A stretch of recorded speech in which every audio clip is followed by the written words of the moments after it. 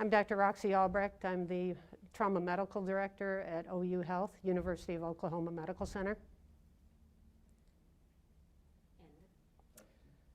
Hi, I'm David Teague. I'm one of the orthopedic surgeons. I'm the Chief of Orthopedic Trauma here at OU Health, University of Oklahoma Medical Center. Excellent.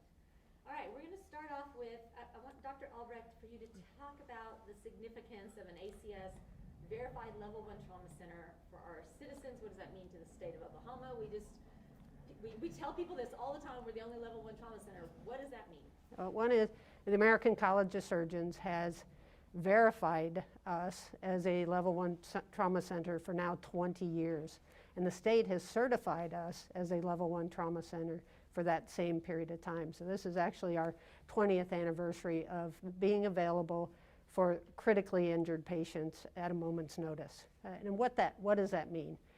There are standards from the American College of Surgeons that require you to have surgeons, specialists, and all the departments and all the personnel present for that most critically ill, injured patient at a drop of a hat. And so you come into, you're in a car crash, which is our most common mechanism of injury. You're critically injured. You're on the road to death. We have people available as soon as you hit the emergency department to take care of you, including surgeons available at the time of your arrival. We have operating rooms if you need time-sensitive issues and need to go to the operating room.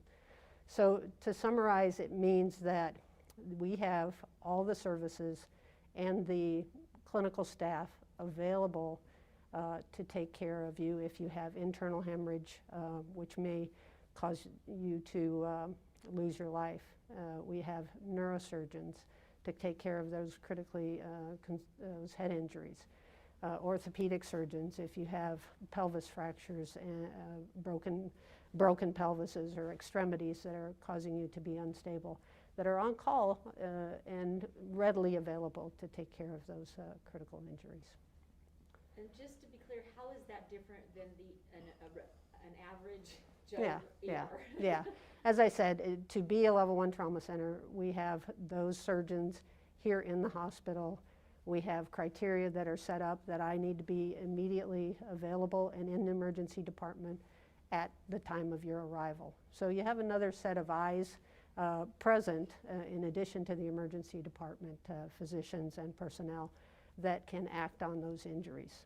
And other places that aren't verified level 1 trauma centers have those people on call, but then they have to usually come in from home. And these are time-sensitive things. You need that care now, and we're available for that immediately upon your arrival.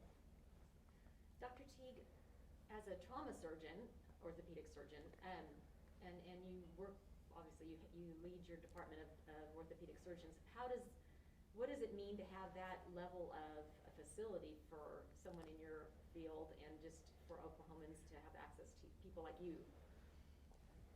Well, we bone doctors are kind of simple. So let me explain it this way. For a trauma center, we have people, as Dr. Albrecht, our trauma medical director, just stated, expecting you. You don't expect to be in an accident, but we expect someone in this area to be in an accident, and we are ready for them to arrive here.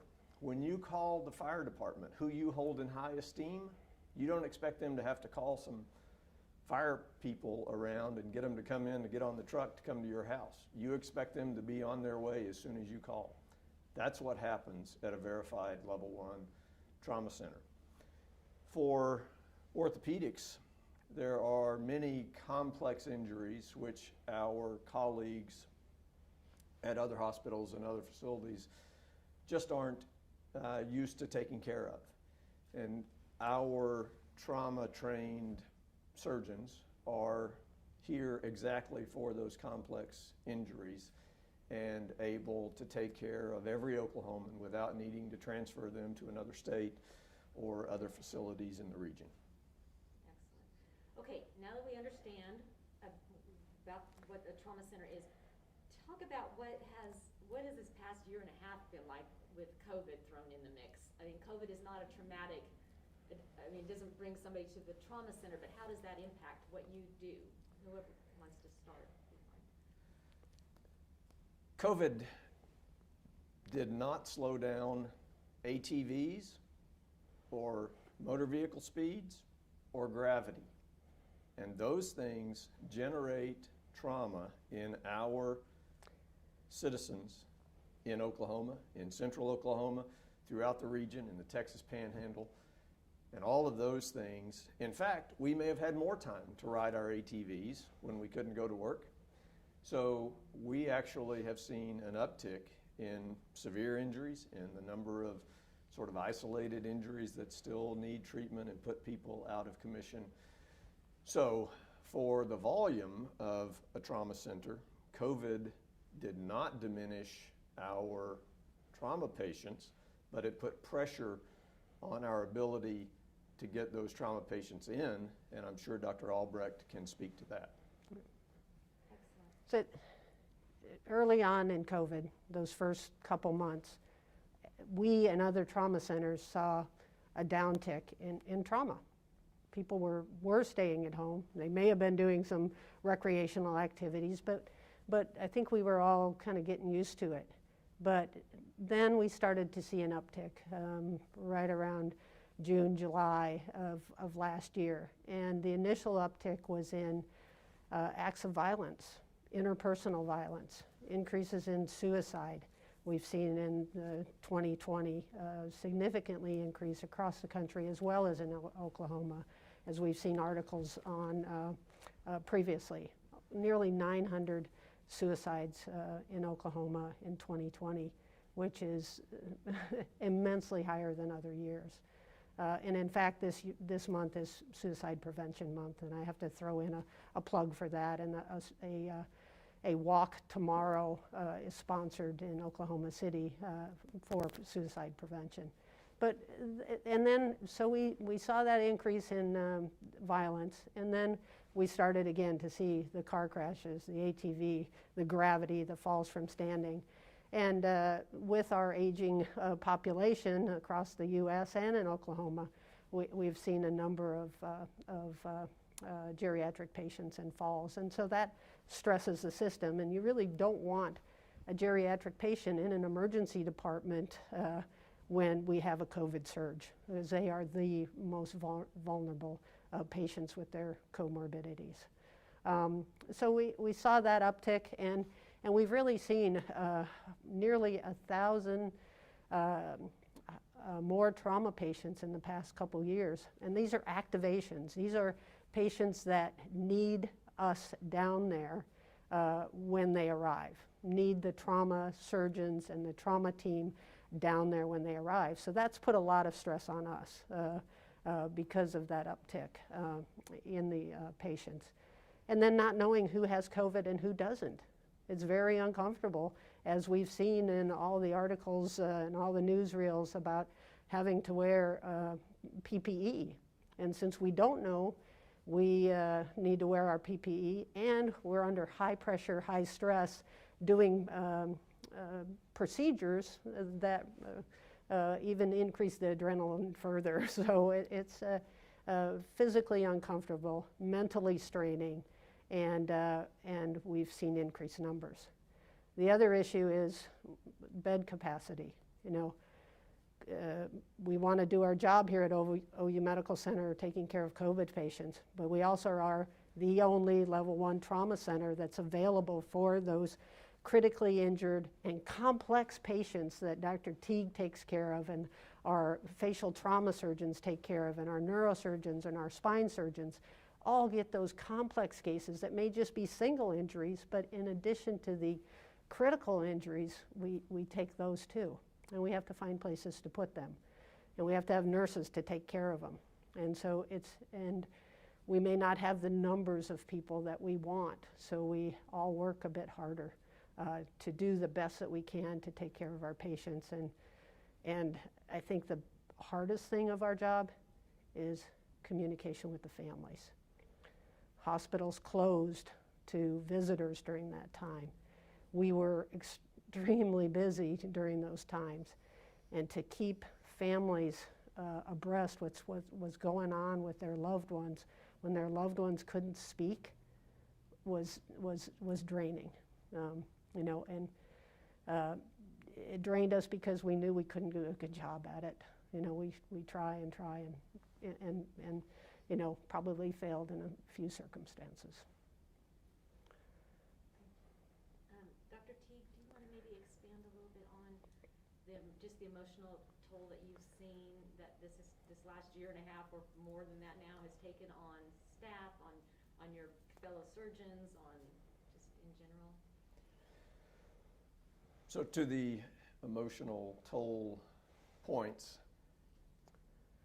I think our frontline providers have really suffered. And these are your friends and neighbors who are just worn out from not having enough nurses and not having enough environmental services or housekeeping folks to help do all the work that's required to take care of these very sick patients.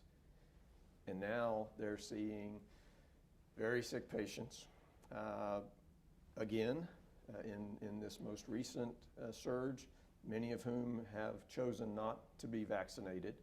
And we would encourage all of us to get vaccinated for our public good and our friends and family.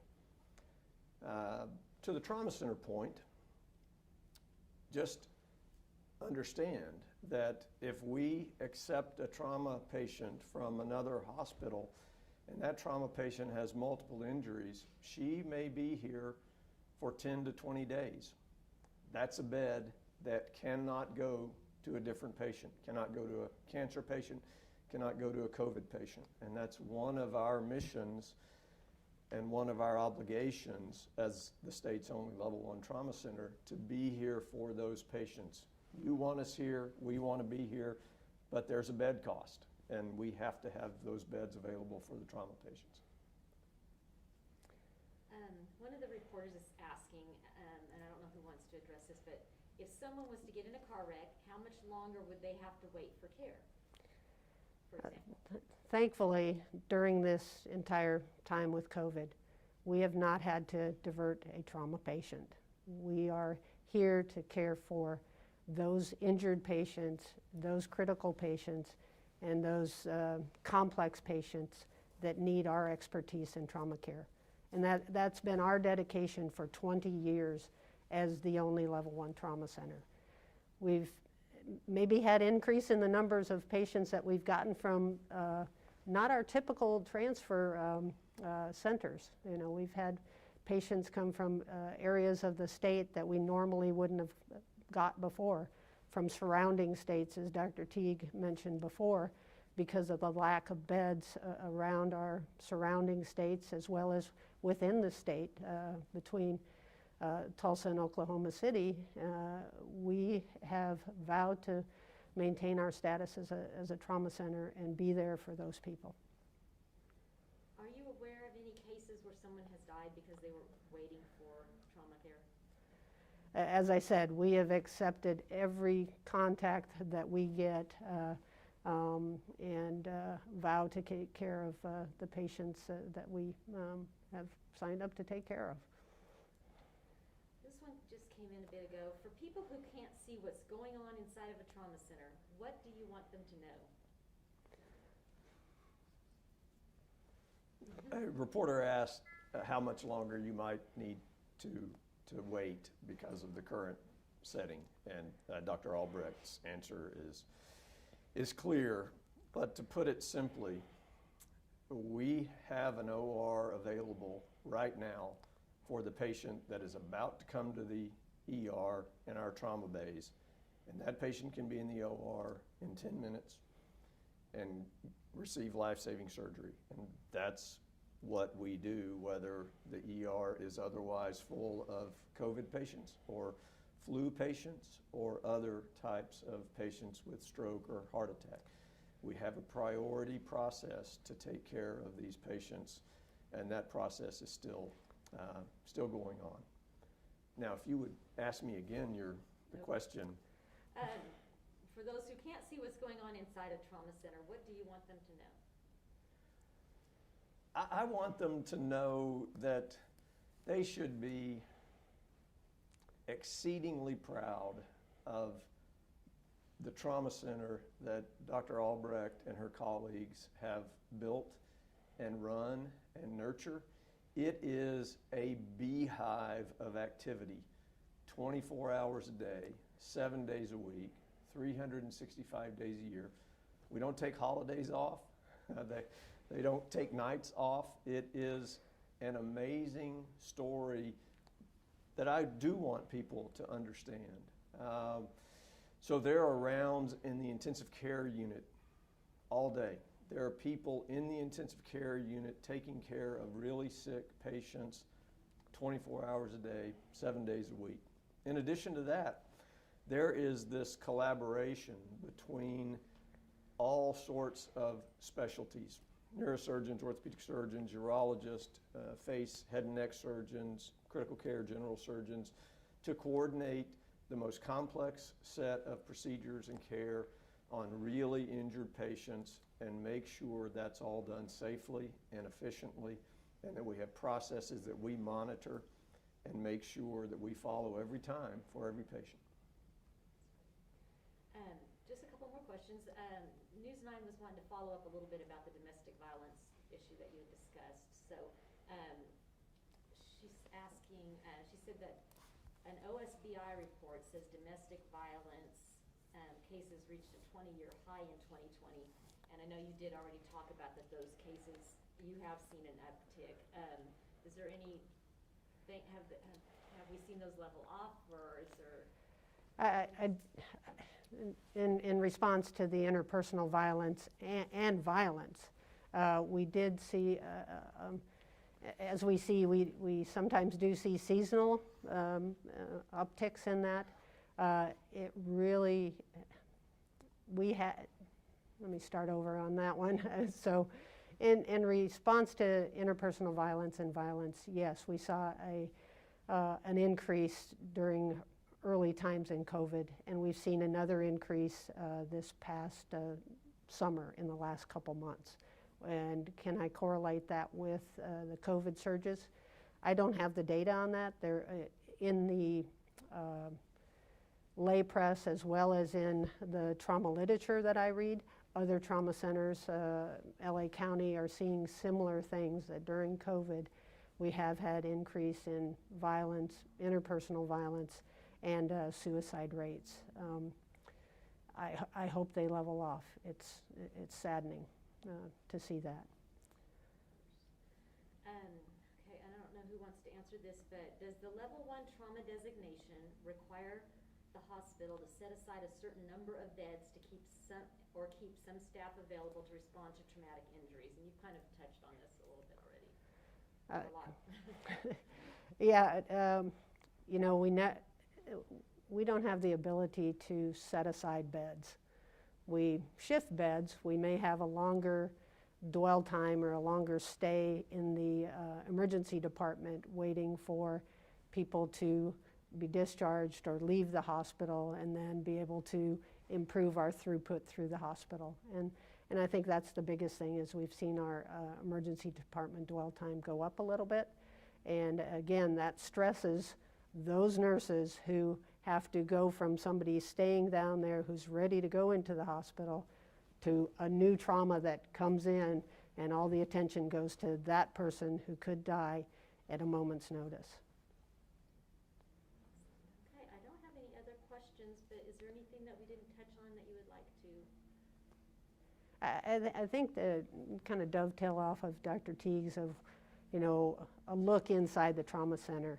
I think the analogy of we are the safety net for the community as far as injured patients and patients who are just at that precipice of potential death. They get here. You expect us to be here as a community, to have that service available for you, just like police and fire, to improve the health and the well-being of the citizens of Oklahoma. I did just get one more, and she just wanted to expand a little bit, because at the beginning we talked about the difference between ER care and trauma care, but she's wanting to know if, could there be waits in the emergency room for critically injured people? I mean, obviously the proximity you have there, so. Yeah, trauma patients are prioritized at the scene by EMS. So those highest priority level or priority 1 trauma patients who have what we call physiology that puts them at risk for death or specific injuries that require immediate attention. Those patients come straight in the door. The second priority comes straight in the door. If you fall and sprain your ankle and you're young, or you may come through the emergency department, and there may be a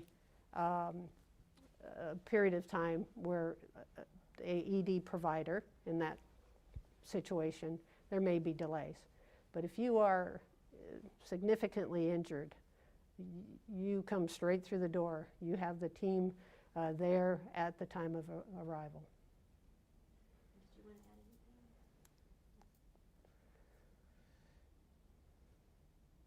So when you're hurt bad at a trauma center, the triage is already done out in the field by the emergency medical services and the paramedics, and they call, and Dr. Albrecht's team is waiting on you when you get here.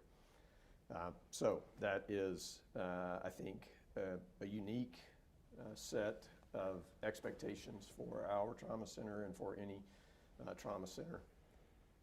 I think the one thing we want our friends and neighbors and fellow citizens to know is that it is our greatest professional honor to get to stand here ready for you, hoping you never need our services, but knowing that if you do, our team will provide care that is as good as any care you could receive in the country.